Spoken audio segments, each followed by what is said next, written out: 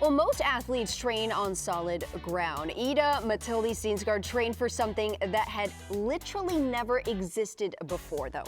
A rotating obstacle, look at this course, built inside a Ferris wheel, 30 meters in the air, 6 obstacles, 1 rotation to finish in just 4 attempts to make history. Insane. We are now joined by Miss Ida herself, who lives to tell the tale. Ida, when somebody looks at a Ferris wheel and thinks, you know what, I want to do that, what goes through your mind? Like, how much of this actually had to be come up with from scratch?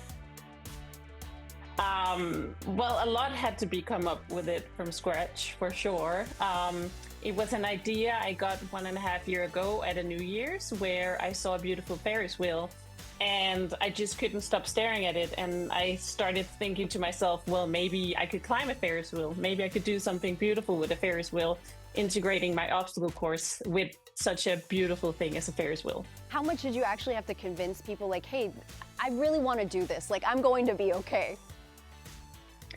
Yeah, there was some convincing to do, for sure. I didn't tell my mom about it before some time because she was like, I don't want to hear about your projects anymore. But I guess that's how our mom has to be. But of course, I work with Rebel, an amazing brand, and they often feed on these ideas with you. So when I came up with the idea, they were more, thinking about how it was possible instead of saying like, this is impossible. I love that. What was your mom's reaction, by the way, when she did see you actually complete it? Well, she was really scared, but she was also very proud and happy for me. My sport masseuse was also there helping me out, and she asked him, like, can I hold your hand while I'm looking at this? So she was standing there holding his hand, and yeah, she was excited, but of course also a bit scared about everything. Of course, of course. So usually when somebody wants to complete a challenge, right, you get some reps in. You did not have that luxury. So how do you prepare for something that you had never done? Yeah, I think that was one of the most challenging things about this project was, of course, it was possible to train the specific obstacles on ground, but we had no idea how it was going to feel when everything was rotating at the same time. We tried to do a little bit of obstacles that had some movement, but it was totally different once I was on the Ferris wheel. So it was kind of building the self-esteem to be able to do the obstacles, and then just hoping and believing that when everything was moving, I would still be okay. Wow, you said Jesus take the wheel, literally.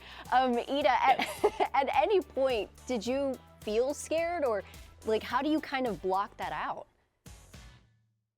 Yeah, I felt very scared. I think the first day when we did the testing, where I actually came out to site and I saw the Ferris wheel for the first time, I came up, we stood up there on the first obstacle, and it was super scary. The thing was, I did have a safety, but the safety had a little drop, so it couldn't catch you between the obstacles. And as everything is moving and rotating, if you fell down between, this could not be good. So I really had to, find my inner peace. I woke up in the middle of the night between day 1 and 2 and was like, what have I gotten myself into? But I mean, it's all working about what you can control. I trained a lot for this. I believe in my own abilities. And then it was just trying to cope with that fear inside, which was quite strong for sure. Like when you're up in the heights and everything is moving. But I also just really, really wanted to do it, and I believed in I could do it. So I just had to really be present and try to focus on each obstacle very specifically, really be in the moment, in the present, and not thinking too far about all the things that could go wrong, but more focusing on what could go well. Exactly. I can only imagine the mental strength it took to complete this. You talked about the rotation, right? Did your strategy have to change at all once you were actually in it?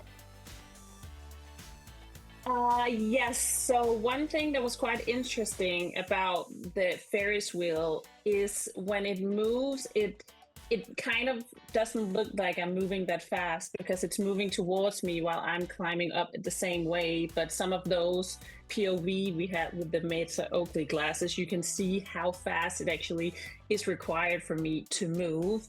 It really requires speed and stamina. So I would say, like, I was so surprised how hard of also an endurance challenge this actually was. I was totally out of breath. Like, it was really a hard endurance challenge. And of course, the more higher your pulse is, the more your forearms fatigue, the more your techniques kind of goes off a little bit. So you had to be super specific on every single obstacle. There was no room for mistakes. So that was a quite stressful part of it. Wow, you had to be perfect, and thankfully you were. Yeah. You know, what is crazier, what you did then or what you're about to do next? Yeah, that is a good question. I do have a twisted brain sometimes. I don't know what happens. I get these like visual images in my mind sometimes. I also did a rope climb attempt some time ago at the Danish Opera House. I'm from Copenhagen, Denmark, where I also got to climb up a rope that was attached to the top of the roof. But it was this visual image I got in my mind some years back, and kind of the same happened with the Ferris wheel. I just had this picture of the beautiful Ferris wheel and then me on a monkey bar hanging there. So there's been some other pictures in my mind, I would say, about other projects. Oh, so my goodness. probably this will not be the last one. So let's see what we end up doing. Well, honestly, I can understand why your mom doesn't even want to know what you're thinking of next. But it does sound exciting. Ida, thank you so much for the time. We can't wait to see what it is that you do next. Thank you so much.